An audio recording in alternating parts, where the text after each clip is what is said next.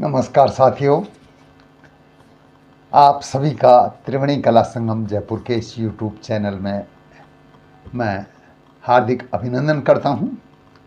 और आपने जो हमें मान्यता दी है इसके लिए मैं हमेशा की तरह ही दे तो रहा हूं धन्यवाद, लेकिन ये आत्मिक जो लगाव हो गया है आपसे, तो इसमें मुझे भी खुशी हो रही है। तो आज की इस पोस्ट में मैं आपको बताऊंगा कि नाटक जो है वो एक टीम भावना होती है। उसमें कोई छोटा बड़ा नहीं होता है, न जात पांच या शिक्षा या और किसी प्रकार का भेदभाव, ऐसा नहीं होता है। यदि नाटक सफल होता है तो उसका श्रेय पूरी टीम को जाता है। अगर एक छोटा सा रोल करने वाला भी अपने दायित्व में कोई त्रुटि कर देता है तो वह शो है जो सफल हो, इस बात की कोई गारंटी नहीं है। इसलिए नाटक हमें टीम भावना सिखाता है और यही समाज का एक बहुत बड़ा काम है कि समाज में हम सभी को एक समान समझें, न जाति न धर्म न और कोई अलगाव नहीं होना चाहिए। इंसान होने के नाते हम सब एक हैं, तभी हम सफल हो गए। तो साथियों, ये जीवन भी एक नाटक है कि अगर हमें भगवान ने जिस काम के लिए भेजा है तो हम उसको संयोजित ठीक से कर लेते हैं और अपने साथियों की टीम बना करके लक्ष्य को प्राप्त कर लेते हैं, तो इससे बड़ी उपलब्धि क्या होगी। ये बात मैं बता रहा हूँ, मेरा एक हास्य नाटक का है, बहुत चर्चित रहा है, जिसके कई दर्जन शो हुए हैं, पूरे देश में हुए हैं। दिल्ली कमानी ऑडिटोरियम, जोधपुर, भरतपुर और यहाँ तक कि मेरे एक शिष्य हैं, उन्होंने उत्तर प्रदेश में भी इसका शो किया है। वो जो माधव संगीत कॉलेज में ग्वालियर में ड्रामा के विद्यार्थी थे, उन्होंने वहाँ इसका मंचन किया है। तो बहुत मंचन हुआ इसका, हर नए कलाकार को मौका मिला है और इस नाटक के आधार पे इसमें काम करके उसने अपने जीवन में ऊंचे आयाम में स्थापित किया है।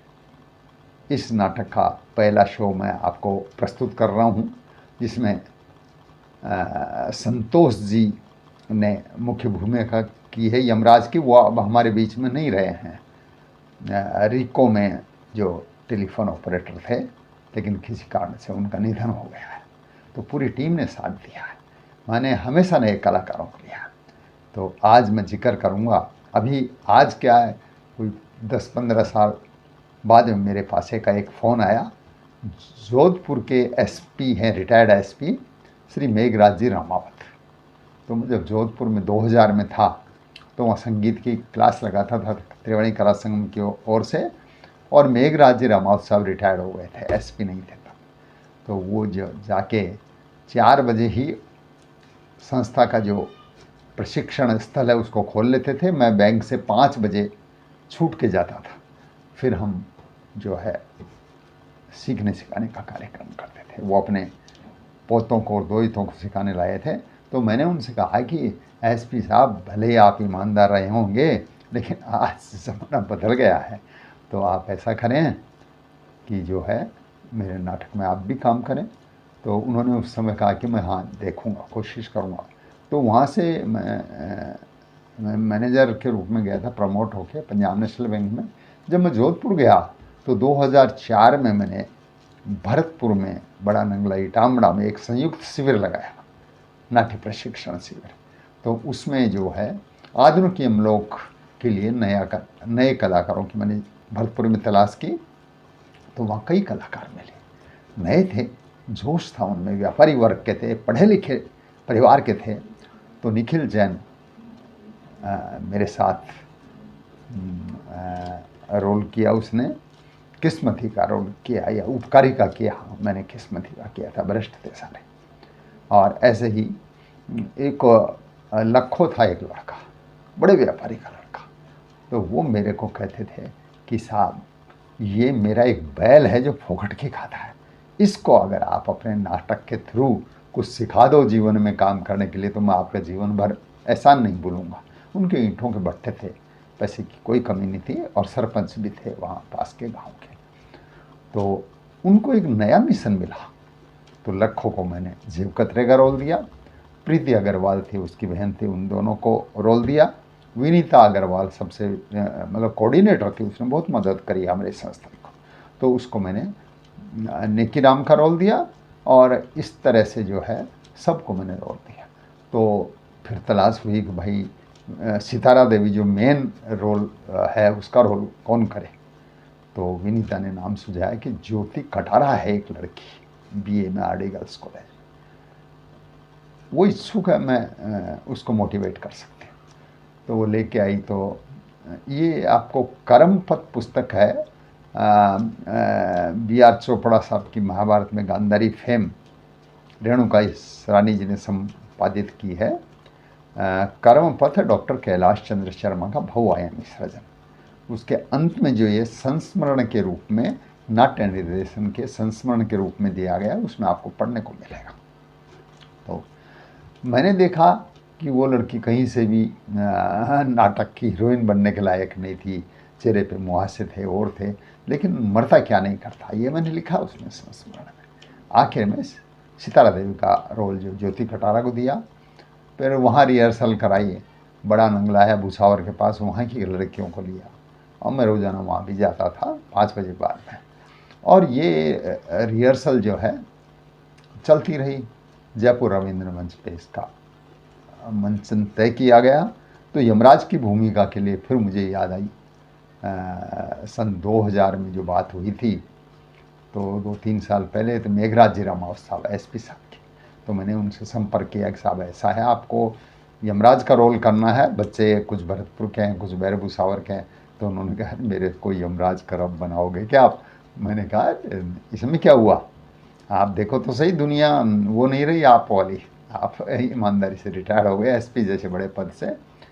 तो उनको डायलॉग दे दिए, एक अलग मोबाइल अवधारणा मैंने करी, क्योंकि डिलीट में मेरे नाटक थे, हिंदी मराठी नाटकों पे था, तो नए नए प्रयोग मैं करता रहता था। तो वो वहाँ से आए, रविंद्र मंच जयपुर पे मिले, भरतपुर के लोग भी वहाँ मिले, कुछ जयपुर के थे, उनको मिलू के 1 घंटे पहले उन सबको परिचय कराया कि आपका ये रोल है, आपका ये है। तो वो जो नाटक है 1 घंटे की रिहर्सल के बाद में, लगभग 2 घंटे बाद में जब मंचन किया तो बहुत अच्छा रहा, लोगों ने बहुत पसंद किया, किसी ने कोई गलती नहीं करी किसी भी तरह की, उनको जोश आया और जीवन में वो बढ़ते गए। व्यापारी वर्ग के थे, लखों ने अपना व्यापार संभाल लिया, निखिल जैन ने भी अपना व्यापार संभाल लिया। तो वो लड़के जो हैं आज भी जुड़े हुए हैं। तो जब ये क्यों हुआ कि टीम भावना से काम हुआ, कोई भेदभाव नहीं रहा, और नया काम किया तो लोगों को, नए लोगों को उत्साह मिला कि हम कुछ कर सकते हैं नया।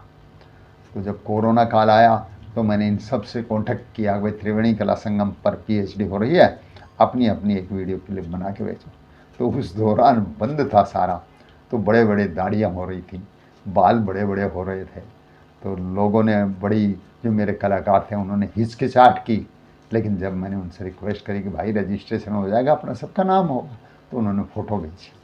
तो इतने बदल गए थे लोग बाग, 2019 की बात है, 16 साल में, कि पहचानने में नहीं आ रहे थे कि हमारे विद्यार्थी हैं। और वहाँ एक डॉक्टर मुकेश वशिष्ठ, वहाँ डॉक्टर हैं सरकारी अस्पताल में भरतपुर में, चिड़ियाघर डिस्पेंसरी में, उन्होंने भी काम किया, बड़े बाबू का, ईमानदार व्यक्ति का, उनके लड़के ने भी काम किया, छोटा सा, सबसे छोटा नक्षत्र है, तो उसका शीर्षक अखबारों ने छापा, 5 से 65 वर्ष के नए लोगों को लेके आधुनिक यमलोक का सफल मंचन। तो साथियों, आज मैं आपको पहला जो मंचन है इसका 1997 का, उसकी क्लिपिंग दे रहा हूँ, और उसके साथ ही बाद में जयपुर में एक और किया हमने, नए प्रयोग किए उसमें, नट नटी का जो भरतपुर में किया था उसको आगे बढ़ाया हमने, तो वो भी जो बहुत अच्छा है। तो दोनों क्लिप ये मैं आपको दे रहा हूँ, आप देखिए कि किस तरह भ्रष्टाचार हो रहा है यमलोक में भी, यहाँ से जब मर जाते हैं तो ऊपर यमराज की भी सेटिंग लेके जो रिश्वत देता है उसको स्वर्ग मिलता है, नहीं देता है उसको कितना ही ईमानदार हो नर्क मिलता है। ये थीम है, बहुत चर्चित नाटक रहा। और राज्यसभा के सदस्य बाल कवि बैरागी साहब ने 13 जनवरी 1997 को इस नाटक का मंचन हेतु पांडुलिपि का विमोचन किया था संस्था परिसर में 1997 में। अब बाल कवि बैरागी साहब नहीं रहे तो उनका आशीर्वाद हमारे साथ रहा और हम सफल रहे। तो मुझे उम्मीद है कि आप इसी टीम भावना को लेकर ज़िंदगी में आगे बढ़ते रहेंगे। धन्यवाद। चैनल को सब्सक्राइब अधिक से अधिक लोगों से करवाना न भूलें, ये आपसे विनती है। पुनः धन्यवाद आपका। सच्चाई के बलिदानों से, सच्चाई के बलिदानों से, सच्चाई के बलिदानों से यही बताना था हमको हालत जो भारत देश की। आप सभी ने भी तो है आंखों से यह सब देख ली। अरे सबको आशीष है, सबको प्रणाम है, अरे सबको सलाम है, सबको राम राम है। जाते कहाँ हो? नाटक दिखाओ जाना होगा।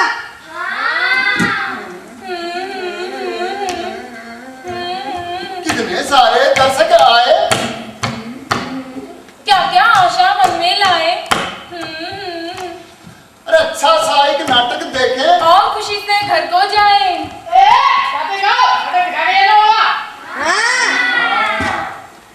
विक्की नाटक तो हम शुरू करें पर करें अकेले क्या? नाटक तो हम शुरू करें पर करें अकेले क्या? अरे तुम ही सारे हो कलाकार, अरे तुम ही सारे हो कलाकार। अरे तुम ही सारे हो कलाकार, बैठे रहोगे क्या रे? नाटक शुरू करें कैसे हम, नाटक शुरू करें कैसे? यमराज कौन बनेगा? किस्मती कौन बनेगा? साधु, उपकारी, साधु, हिम्मती, हम बनेंगे, नेकी राम, सितारा देवी, हम बनेंगे, हम बनेंगे, हम बनेंगे, हम बनेंगे, हम बनेंगे, हम बनेंगे, हम बनेंगे, हम बनेंगे, हम बनेंगे, हम बनेंगे, हम बनेंगे, हम बनेंगे, हम बनेंगे, हम बनेंगे, हम बनेंगे, हम बनेंगे, हम बनेंगे, हम बनेंगे, हम बनेंगे। ठहरो रे ठहरो। नाटक शुरू करने से पहले यमराज भजन तो कर लो रे, यमराज भजन तो कर लो। नाटक शुरू करने से पहले यमराज भजन तो कर लो रे, यमराज भजन तो कर लो।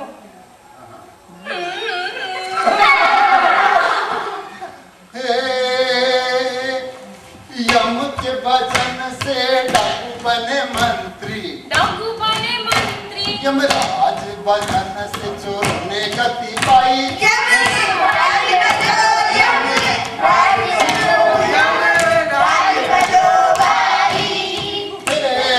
यम के भजन से तस्कर छूटे जेल से, तस्कर छूटे जेल से, अब रातियों की खुशहाली आई। सही है ना?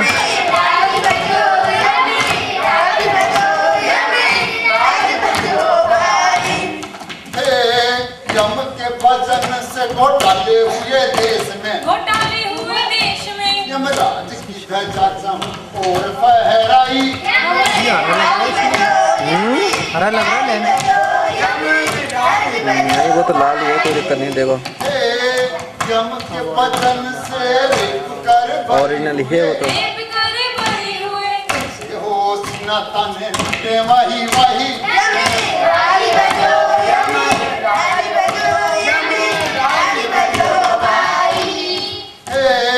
यम के भजन से सिद्धांत टूटे सबके, सिद्धांत टूटे सबके, यम के भजन से संस्कृति ठिठुराई।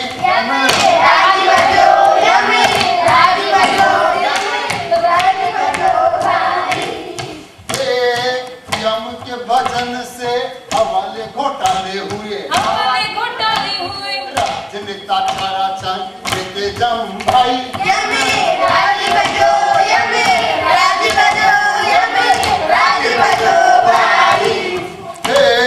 यम के भजन से रिश्वतखोर खुले घूमे, रिश्वतखोर खुले घूमे, मेरे प्रिय देश की हुई बदनामी। यम्मी राज बजो यम्मी राज बजो यम्मी राज बजो भाई।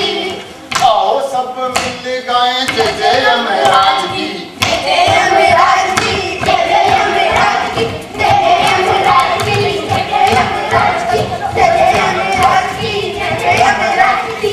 बोले रे मारो राजा जेंटलमैन बाणियों, अंग्रेजी में बोले रे। फिर क्या हुआ भैया? अरे फिर मेरे गांव की बात बता रहा हूँ, एक मेरे जैसा था, कम पढ़ा लिखा आदमी, लेकिन अंग्रेजी फटाफट बोलता था, मेरे जैसा। तो एक बार क्या हुआ, वो गांव में एक बार अपनी भाई को पिक्चर दिखाने ले गया शहर में। तो वो क्या हुआ, पहली बार पिक्चर देखने गई थी, वो क्या कल्पना करती है कि पिक्चर पे तस्वीरें कैसी आती हैं। तो वहां से वो सोचती है वहां से यूं आती है, तो वो यूं सोच रही है, वो उसको कहती है अरे ये मटका कासा मोंडा में से के लोग लुगाई रे मारो राजा जेंटलमैन बाणियों। बड़े बाबू देख रहे हैं। बड़ा डरपोक है, क्या करेंगे बड़े बाबू, हमारा ईमानदार है वे, और हम तो जानता ही है कि यमराज जी से पहले से ही सेटिंग है अपनी। धरती पर वो एक राज्य के मुख्यमंत्री थे और मैं एक अफसर था, अफसर। अच्छा, अभी मैं सोचूं कि तो बड़े बाबू से डरता क्यों नहीं, लेकिन भैया तू तो जानता ही है अभी मेरा प्रोबेशन पीरियड होने में कुछ दिन बाकी है, फिर मैं रावण बन जाऊंगा, रावण। अबे क्या उस जमीन के एक छोटे से राक्षस का नाम ले लिया? क्यों भैया, रावण तो बहुत बड़ा राक्षस आया था। जब कोई व्यक्ति जमीन में दुष्ट काम करता है तो उसे रावण की उपमा दी जाती है। अरे कार्य अभी तू नया नया आया है जमीन से भैया, ये यमलोक है, यमलोक। और यहाँ का तेरे मेरे जैसा एक एक कर्मचारी कई सौ रावणों से गुणी और महाबली है। महाबलियों की जय हो। भाई लोगों, मैं एक ईमानदार और गरीब आदमी हूँ। आप लोगों ने मुझे स्वर्ग में बंद कर रखा है।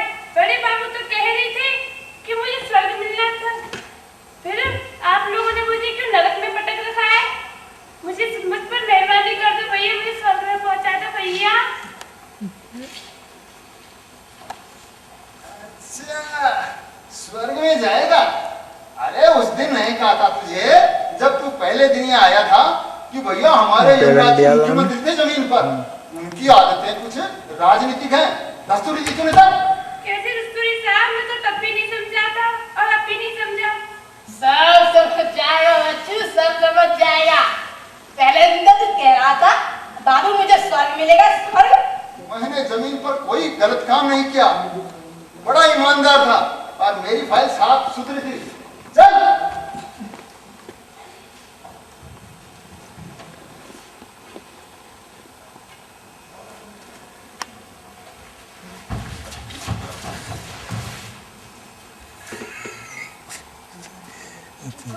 बड़े बाबू, ये जमीन का देव कतरा टाइगर है, इसने अपने जीवन में कोई अच्छा काम नहीं किया, हमेशा लोगों की जेब काटी है, यह इसकी बदनामी है।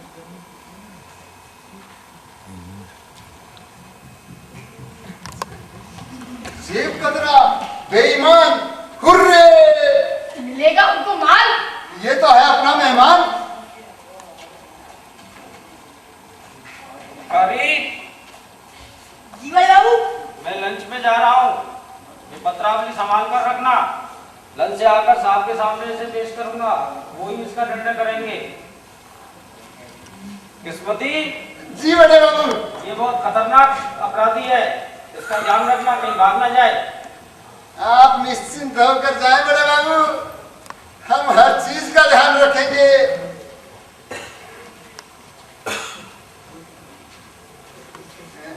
कहो दोस्त, कैसे हो? घबरा नहीं टाइगर, हम भी जेब कतरे। जी मैं कुछ समझा नहीं। देखो टाइगर, जमीन पर तुमने लोगों की जेबें काटी हैं, तो ये तो मानना ही पड़ेगा कि तुम इस कला में प्रवीण हो। अब तुम्हारी पत्रावली में ये सारी बातें साफ साफ लिखी हुई हैं। और अब लंच के बाद बड़े बाबू अपनी रिपोर्ट के साथ तुम्हारी पत्रावली साहब को पेश करेंगे। और तुम्हें नर्क मिलेगा, नर्क। सोचो तो, सुबह पड़ेंगे कौड़ा, दिन भर चक्की पीसनी पड़ेगी और रात को काठ में दे दिए जाओ। हाँ, तुम्हें स्कॉर्पियो मिल सकता है। तुम्हें कुछ मुझे समझा पता नहीं? था मेरे साथ न्याय जरूर होगा। आप लोग मुझे स्वर्ग में पहुंचा दोगे। चल ईमानदार खटीचक, ये मुंह और मसूर की दाल। ये तो हम इस नए मेहमान से कह रहे हैं। मैं कुछ समझा नहीं। देखो टाइगर, जमीन पर तुम अपराधी गिरोह के लिए काम करते थे, अब तुम वहां पर जो थानेदार के साथ किया करते थे ना, जमीन पर वही हमारे साथ किया करोगे। जमीन का थानेदार यहाँ है हवलदार। अच्छा, ये बात है।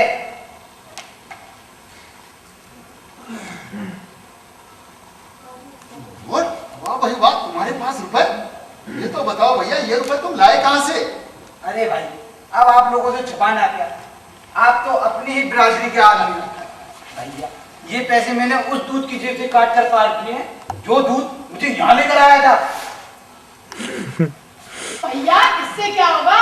यहाँ पर परसेंटेज के हिसाब चलता है। जैसे इसमें से 50% हिस्सा यमराज जी को जाएगा। अब तुम ही बताओ, 25% में हमारा क्या गुजारा होगा? अरे वाह मेरे हीरो, तुम तो बड़े काम के आदमी निकले। देखो टाइगर, इधर आओ। आते क्यों? जमीन पर तुम लोगों की जेबें काटा करते थे, अब तुम यहाँ पर हमारे लिए काम करोगे। तुम रोजाना इन सब लोगों की जेबें काटोगे और उससे प्राप्त राशि हमें दोगे। जो हुक्म का आप लोगों का, पर मुझे स्वर्ग तो मिल जाएगा ना भैया। अरे भैया, बड़े भैया ने जो कह दिया वो लोहे की लकीर है।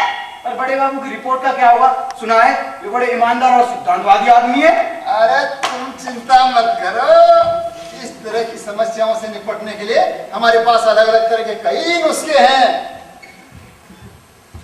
जय यमराज जी के साहब लोगों। अरे आओ आओ नेकीराम आओ, बड़े मौके पर आए भाई। उपकारी, टाइगर की फाइल तो लाना जरा। समझ गया साहब, सब समझ गया। बताइए कौन कौन सी मोहर लगवानी है? Police station. क्यों, क्या हुआ? भैया, जगह का नाम नहीं दिख रहा। अरे नीचे थानाधिकारी की मोहर लगी होगी, उसमें लिखा होगा जगह का नाम। भैया, कुछ समझ में नहीं आ रहा, झिलमिल सा हो रहा है। कोई बात नहीं साहेब, तजुर्बेकार आदमी हूँ, यहाँ तक ऐसे ही दिन नहीं आएगा। यानी कि हुबहू नकल। मान गए निकिरा, तुम्हें मान गए। मानेंगे कैसे नहीं साहेब, जमीन पर ही सब लोग मानते थे। भैया, सेशन कोर्ट के बाहर तुम्हारी मोहर बनाने की खड़ी थी। बड़े बड़े अफसर लोग हमसे इस प्रकार की सेवा लेते थे। यार, देखने में तो बच्चे लगते हो। अरे भैया, आज के जमाने में बच्चे क्या नहीं कर सकते। बच्चे बड़े बड़े हथियार कारखाने चला रहे हैं, बम बना रहे हैं, और मैं मोहर क्यों नहीं बना सकता? अब इनसे क्या छिपा है? ये जमीन पर बड़े थानाधिकारी थे, कई मोहरें बनाई थी उन्होंने मुझसे। बड़े बड़े जज और वकील मुझसे इस तरह सेवा लेते थे और मुंह मांगी कीमत मिलती थी मुझे वहाँ पर। अरे ठीक है यार, तू अपना काम कर रहे नहीं खिला। उपकारी, पढ़ना तो देखे क्या लिखा थानाधिकारी के इस पत्र में। भैया, इसमें लिखा है कि टाइगर इस इलाके का बहुत बड़ा जेब कतरा है और इसके खिलाफ विभिन्न थानों में सैकड़े आपराधिक मामले दर्ज हैं। टाइगर ने यहाँ के नागरिकों का जीना दुर्भर कर रखा है। अरे ऐसा करो, ये भी क्या याद रखेगा, साहब की दराज में कुछ छपे हुए फॉर्म है, निकाल लाओ। भैया, ये तो मेरे पास एडवांस में रखे हैं। अरे वाह भाई वाह, ऐसा करो, इसमें नाम की खाली जगह पर टाइगर का नाम लिखो। लिख दिया टाइगर। अब इसे पढ़ो। मैं थाना अधिकारी टाइगर की सामाजिक सेवा और पुलिस प्रशासन के सहयोग देने के एवज में यह प्रशंसा पत्र जारी करता हूँ। टाइगर इस शहर का बहुत ही शरीफ और ईमानदार नागरिक है। इसने शहर के बदमाशों और जेब कतरों को पकड़वाने में पुलिस की सहायता की है। इस सहायता में इसका बहुत बड़ा योगदान रहा है। अरे वाह भाई वाह, बहुत तो नहीं देख रहा हूँ। हाँ साहब, इमरजेंसी केस में क्या देर लगती है? यार कल लगा ठप्पा कर इस टाइगर का उद्धार। मान गए साहब, मान गए। ऐसा करिश्मा तो पृथ्वी पर भी कभी नहीं देखा।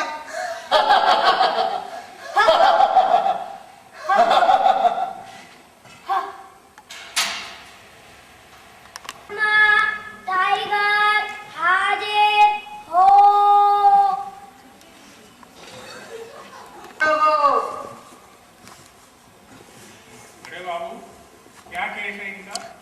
दूर दूर लगा रखी आत्मा है की पत्रावली के शुरू में ग्रीन शीट लगा रखी है। ये अपराधी धरती के एक प्रमुख शहर का बहुत ही खतरनाक मुजरिम और जेब कतरा था। इसने वहाँ के शरीफ और ईमानदार लोगों का जीना दूभर कर रखा था महाराज। अरे बाबू, जो आप कह रहे हैं क्या वाकई ठीक है? हाँ महाराज। आपके पास इस बात का कोई सबूत है? हाँ महाराज, एक साधु महात्मा इस बात के गवाह हैं। उन्हें गवाहों के कटघरे में खड़ा किया जाए। आत्मा साधु हाजिर हो। जय जय जय राम, जय सिया राम, जय जय जय राम, जय सिया राम, जय जय जय राम, जय सिया राम, जय जय जय राम, जय सिया राम, जय जय जय राम, जय सिया राम, जय जय राम, जय सिया राम, जय जय जय राम।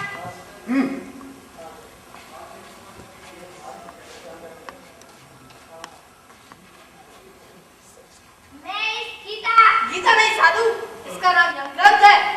हाँ, मैं इस यमग्रंथ का हाथ रखकर शपथ लेता हूँ कि जो भी कहूँगा सच कहूँगा, सच के अलावा कुछ नहीं कहूँगा। भागते हुए देखा था। ऑर्डर।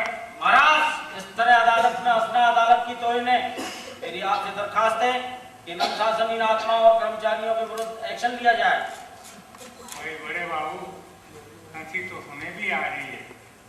साधु महात्मा और पिक्चर, हीरो हीरोइन, कुछ जमने वाली बात नहीं है।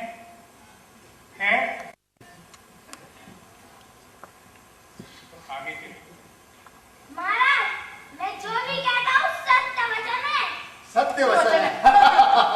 महाराज, ये अदालत है या पिक्चर हॉल? गवाह को अपनी सफाई देने का मौका देना चाहिए। साधु और पिक्चर, हीरो हीरोइन जमने वाली बात नहीं है। इसलिए हवलदार जी महाराज। सेवादास की क्या गतिविधि? ये करता हूँ महाराज, कौन सी बात है। 2 दिन रही, धरती पर आराम से देख लूंगा सब कुछ।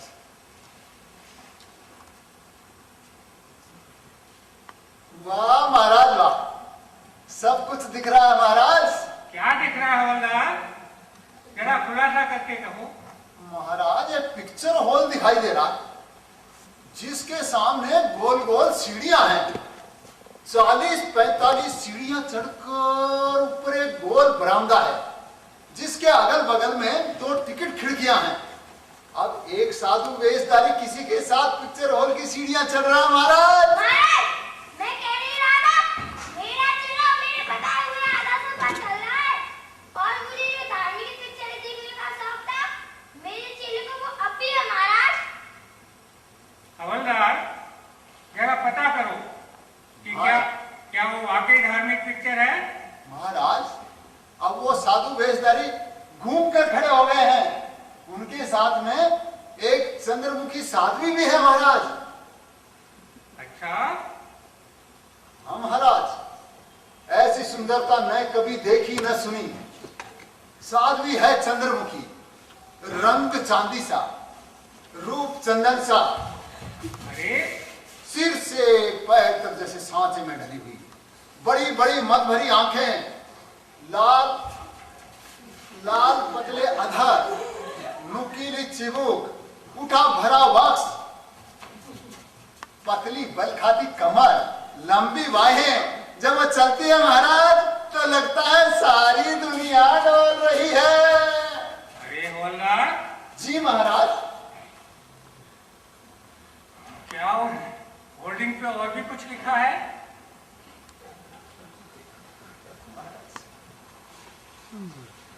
महाराज,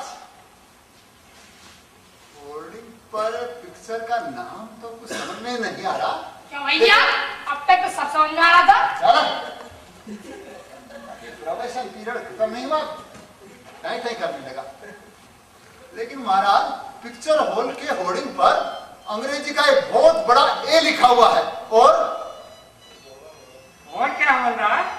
और महाराज, एक खूबसूरत युवती की मजेदार तस्वीर भी है होर्डिंग पर।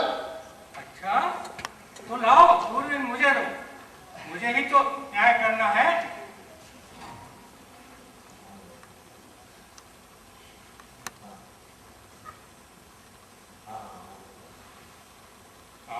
वाह भाई वाह, तो बड़ी खूबसूरत तस्वीर है। महाराज वो हमारे यहीं की एक अपराधी आत्मा की तस्वीर है। अच्छा, हमारे यहाँ ऐसी ऐसी आत्माएं भी हैं। आप कहो तो उसे हाजिर करो अभी। उस आत्मा को हाजिर किया जाए। सितारा देवी हाजिर हो।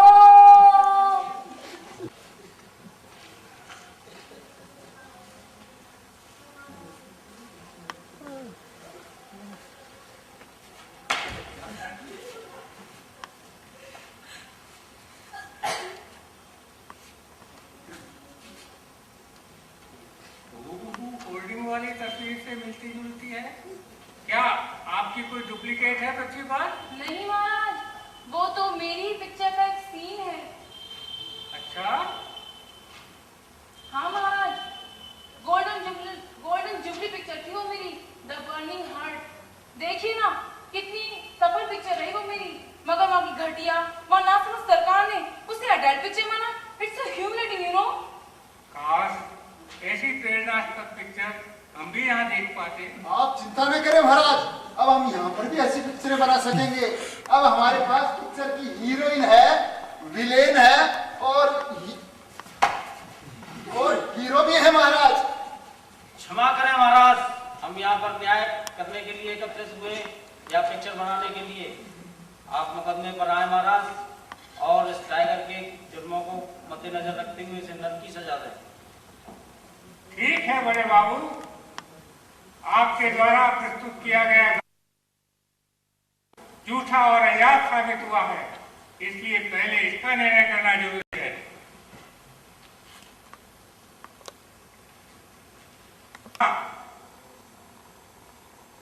अय्याशी अपने चेले के साथ करने और भोली भाली किशोरियों को बहलाने, मादक पिक्चरें देखने के जुर्म में साधु को नरक की सजा देते हैं। हवलदार जी महाराज। ले जाओ इसे और नरक की काल कोठरी में डालो। आजा भैया। चलिए साधु महाराज।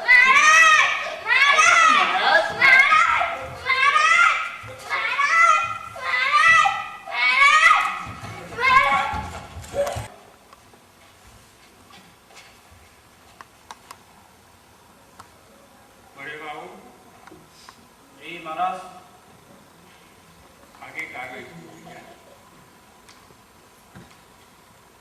महाराज, यह अपराधी टाइगर सजा से बच नहीं सकता। इस फाइल में जमीन के थानाधिकारी की रिपोर्ट है, जिसमें इसके जुर्मों का पूरा चिट्ठा मौजूद है। मेरी अदालत से दरखास्त है कि इस जुर्मों को मद्देनजर रखते हुए इसे नरक की सजा दी जाए। महाराज, उपकारी पत्रावली लाई। कोई उल्टी सीधी ला देगा।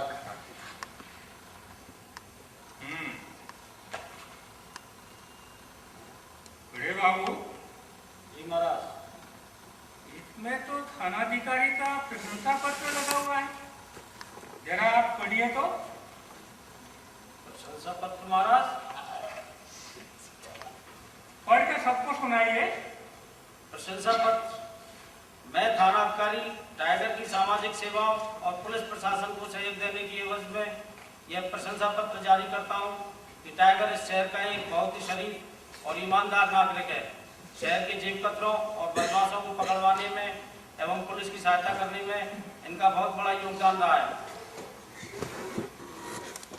अब तो साबित हो गया बड़े बाबू कि टाइगर एक नेक और शरीफ आत्मा है, इसलिए अदालत इन्हें ससम्मान स्वर्ग भेजने का हुक्म देती है। हवलदार जी महाराज। इन्हें स्वर्ग में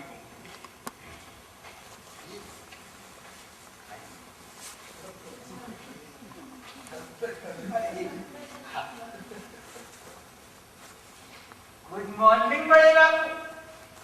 नमस्कार।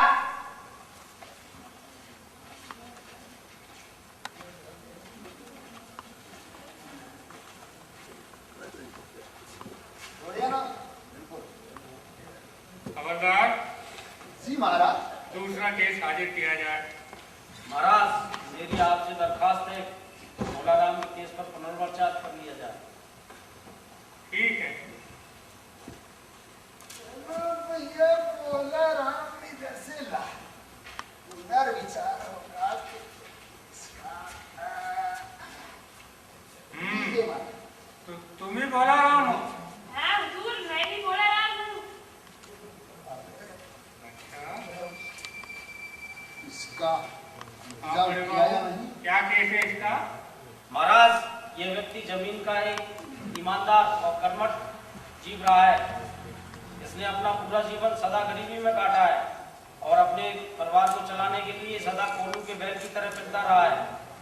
और इसने गांव में साहूकार से कर्ज भी लिया था, जिसकी सूद बराबर चुकाता रहा है। इसके ईमानदारी के चर्चे गांव में आज भी मौजूद है। महाराज, मेरी अदालत से दरखास्त है कि इसको स्वर्ग में स्थान दिया जाए। अब मान लो कि हम तुम्हें स्वर्ग में भेज देते हैं मानिए हुजूर, आप नहीं के पालक हो। और तुमको खाने को बहुत अच्छे अच्छे व्यंजन और स्वर्ग की सब सुख सुविधाएं मिलेगी। बताओ तुमको कैसा लगेगा? बहुत अच्छा लगेगा हुजूर, आत्मा को बड़ा सुकून मिलेगा। हाँ, फिर अगर किसी के गलत पैरवी से हम तुम्हें स्वर्ग से निकाल कर नरक में डाल दें तो बताओ तुमको कैसा लगेगा? बहुत अच्छा ही लगेगा हुजूर, मैं कभी भी सुखी नहीं रह पाऊंगा। मेरी आत्मा को बहुत पीड़ा पहुंचेगी और यह मेरे साथ बहुत बड़ा अन्याय होगा। हाँ, तो लो भाई, भोलाराम ने स्वयं ही न्याय कर दिया। अब देखिए, धरती पर जिन आत्माओं ने कभी दुख तकलीफ नहीं देखी हो और यहाँ पर हम उनको स्वर्ग की जगह नरक में डाल दें तो बताओ भोलाराम, उनकी आत्माओं को कितने कष्ट पहुंचेगा? बहुत कष्ट पहुंचेगा महाराज। हाँ, लो भाई, भोलाराम ने बिल्कुल न्याय कर दिया। तो बड़े बाबू, हमारा निर्णय न्याय संगत एवं नीति सम्मत है। हमने भोलाराम को जो नरक में भेजने का आदेश दिया वो बिल्कुल सर्वथा उचित है, क्योंकि भोलाराम को शुरू से धरती पर से कष्ट सहने का आदि है, अनुभव है। इसको नरक में भी कोई तकलीफ नहीं होगी, इसलिए हम इन्हें ससम्मान बाइज्जत नरक भेजने का आदेश देते हैं। हवलदार जी महाराज। इन्हें ले जाओ और ससम्मान नरक में पहुंचा दो। चलो भैया, महाराज, बहुत ज्यादा केस हो गए। अगर का कल कर नहीं, एक केस की सुनवाई और करो। ज्यादा हो? हाँ मान। बहुत ज्यादा हो? हाँ मान। ठीक है, आज समय हो गया, इसलिए अदालत को कल तक के लिए मुलतवी किया जाता है। सितारा देवी हाजिर हो।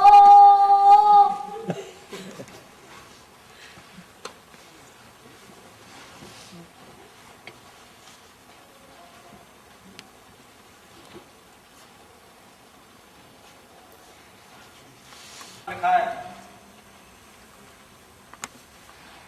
इसमें साफ साफ लिखा है कि सितारा देवी जो शक्ल एवं सूरत से भोली एवं मासूम लगती है, ये तस्करों के अंतर्राष्ट्रीय गिरोह की बहुत बड़ी एजेंट थी और देश में विदेशी ताकतों की घुसपैठ में इनका बहुत बड़ा हाथ था। लेकिन महाराज, ये धरती पर फिल्मों की एक बहुत ही सफल नायिका रही है। महाराज, इस तरह बीच में हस्तक्षेप करना अदालत की अवमानना है। Order, order. बड़े बाबू, तथ्यों को छुपाना न्याय का गला घोंटना है, इसलिए इस तरह की बात उचित है। आपको कुछ और कहना है? महाराज, ये तस्करों की बहुत बड़ी एजेंट थी और एक इस फिल्म में फिल्म निर्माता ने इसको तस्करों के एजेंट का रोल दिया था, जिसमें इनकी फिल्म चल निकली। चल ही नहीं निकली महाराज, वो तो उस वर्ष की सर्वश्रेष्ठ फिल्म थी और इतना ही नहीं, सर्वश्रेष्ठ अभिनय के लिए मुझे स्वर्ग स्वयं राष्ट्रपति के द्वारा सम्मानित भी किया गया प्रभु। अच्छा।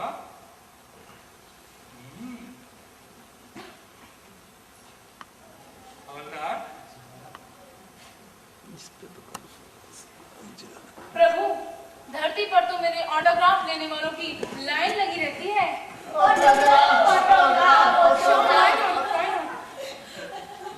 वाई ना ऑर्डर।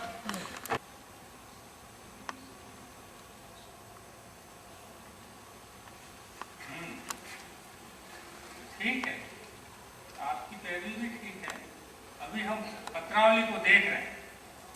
इनकी उल्लेख नहीं है कि ये कोई तस्करों के गिरोह की एजेंट थी। देखिए ना, हाँ महाराज, पत्रावली में साफ लिखा है, इसमें तो ये लिखा है महाराज, साफ लिखा है महाराज। ये तो नृत्य की है, देखिए, आप देखिए। ऐसा लिखा है, बीड़ियाँ लगी हुई है, हाँ। खाली थोड़ी है ये कोई। नहीं नहीं महाराज, लेकिन इनको नृत्य एवं संगीत तो बिल्कुल भी नहीं आता है। नहीं महाराज, मैं संगीत, नृत्य व कला में निपुण हूँ और स्वर्ग की अप्सरा उर्वशी से भी अधिक सुंदर, रूपशील व अधिक सीनियर हूँ प्रभु। अच्छा, तो बड़े बाबू। जी महाराज। आपने देख ली ना पत्रावली में? जी महाराज। ये सर्टिफिकेट कोई जाली थोड़ी है, बाजार में बिकता है क्या? ये जबले में है, इसलिए मैं इनकी कला से बहुत प्रभावित हूँ। मांगिए देवी, आपको क्या मांगना है? प्रभु मैं तो आपके चरणों में ही रहना चाहती हूँ। मुझे तो आप स्वर्ग की अप्सरा उर्वशी के समान ही रूपसी के रूप में नर्तकी के पद पर नियुक्त करें महाराज। तथास्तु। हम आपकी कला और संगीत के ज्ञान को देखते हुए, आपकी प्रतिभा की सराहना करते हुए हम आपको हमारी रंगशाला में नृत्य के पद पर नियुक्त करते हैं। आपकी बड़ी और आपको सभी कैबिनेट स्तर के देवताओं की सुविधा मिलेगी तथा आपको सम्मान स्वर्ग में भेजने का यह अदालत हुक्म देती है। लेकिन प्रभु इस प्रकार की नियुक्ति का तो कोई प्रावधान है ही नहीं, ना ही हमारी सभा में कोई ऐसा पद है। लेकिन तो क्या हुआ जनाब? क्या आप चीज शुरू में होती है? क्या नियम का कानून आदिकाल से बन जाता है तुम्हें? घबराओ नहीं, हम तुम्हें बोलने का अधिकार देते हैं। वाह, आप अपना वक्तव्य जारी रखें। प्रभु, यदि पुराने नियम का कानून प्रचलित समाज में मौजूदा आवश्यकताओं के अनुकूल नहीं रहते हैं तो उन्हें परिवर्तन किया जाना उचित होता है। नई आवश्यकताओं के अनुसार यदि नए नियम बनाने की एवं वर्तमान नियमों संशोधन की मांग होती है तो ऐसा किया जाना धर्मोन्नीति के सम्मत होता है और यही सफल राजनीति है प्रभु। That's all.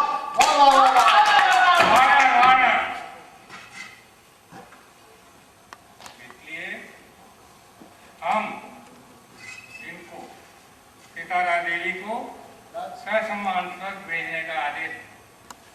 हाँ, इनका क्या केस है बड़े बाबा? प्रभु इनका भी केस है।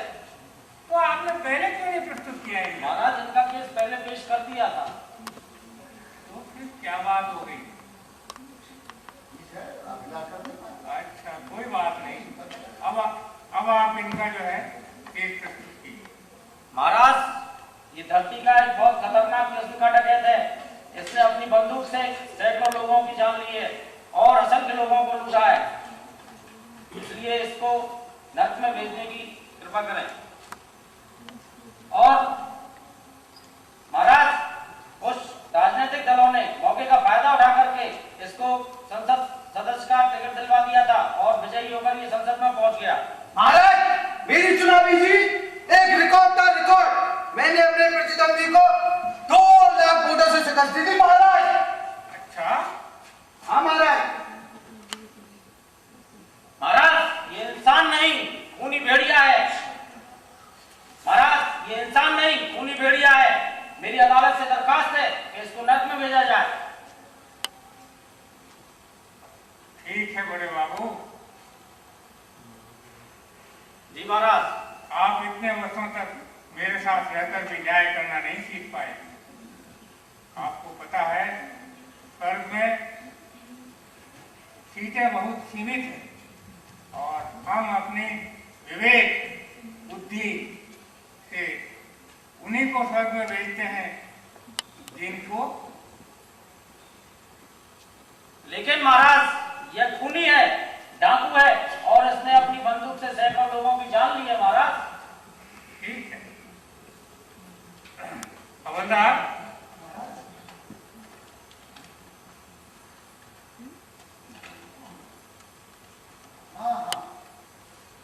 स्वर्ग से। हाँ हाँ साहब, वो आपने याद दिलाई थी ना मीटिंग वाली बात। साहब तो व्यस्त हैं, मैं बात करा दूँ। हेलो, हाँ प्रभु, ठीक है, अभी मैं अपने नुमाइंदे को भेजता हूँ। हवलदार नहीं रह जाए महाराज। नहीं नहीं, मैं आता हूँ, तुम संभाल लेना। इनको यमलोक का रक्षा मंत्री नियुक्त करते हैं। महाराज की जय हो, महाराज की जय हो। तथा सर्वसम्मति से हम इन्हें ससम्मान स्वर्ग में भेजने का आदेश देते हैं। उपकारी ले जाएंगे स्वर्ग। वाह प्रभु, आप धन्य हैं। क्या न्याय किया आपने प्रभु, क्या न्याय किया है। आप धन्य, आप धन्य। आज तुमने सोचा कि हम धोखा खाए, परंतु तुम यह भूल गए कि हम भगवान हैं, अंतर्यामी हैं, इस संसार की समस्त गतिविधियों के नियामक। और यदि तुम जैसे देशद्रोहियों ने हमें चुनौती दी तो उसकी सजा तुम्हें अवश्य मिलेगी यमराज, अवश्य मिलेगी, अवश्य ही मिलेगी यमराज। प्रभु, बड़े बाबू, इनको क्यों इतनी देर से परेशान कर रखा? भाई इनका केस क्यों नहीं भेजा हमारे पास? मैं क्या करूं महाराज, इन्होंने पहले उस टाइगर का केस रखवा दिया। टाइगर? वही टाइगर महाराज। अच्छा अच्छा, वो समाज से भी टाइगर। खैर, आगे जल्दी डिस्कस कीजिए। भाई ये लोग अधिक कष्ट सहने के आदि नहीं है, इससे हमारी न्याय व्यवस्था पर धब्बा लगता है भाई। जी महाराज। महाराज, हाँ, इनके फाइल में लिखा है, ये सितारा देवी जो सकल सूरत से भोली और मासूम लग रही है, असल में धरती पर तस्करों के एक अंतर्राष्ट्रीय गिरोह की बहुत बड़ी एजेंट थी और देश में विदेशी ताकतों की घुसपैठ में इनका बहुत बड़ा हाथ रहा है। लेकिन महाराज, धरती पर ये फिल्मों बहुत ही सफल नायिका रही हैं। इस तरह बीच में हस्तक्षेप करना अदालत की अवमानना है। ना ना प्रभु, आपको तो ऑटोग्राफ में रात को घर पर आकर ही देंगे। अच्छा अच्छा अच्छा, ठीक है ठीक है। तो सभी साक्ष्यों को देख लीजिए। वे दलीलें सुनने के पश्चात अदालत इस निर्णय पर पहुंचती है कि सितारा देवी विदेश और विदेश से संबंध प्रभावित करने में जो अहम भूमिका निभाई एवं जो योगदान वो काबिल तारीफ है। आप सभी जानते हैं कि सितारा देवी जी चोटी की हीरोइन है, नृत्य एवं संगीत में प्रवीण है। अतः हम इन्हें बेझिझक स्वर्ग में स्थान देते हैं।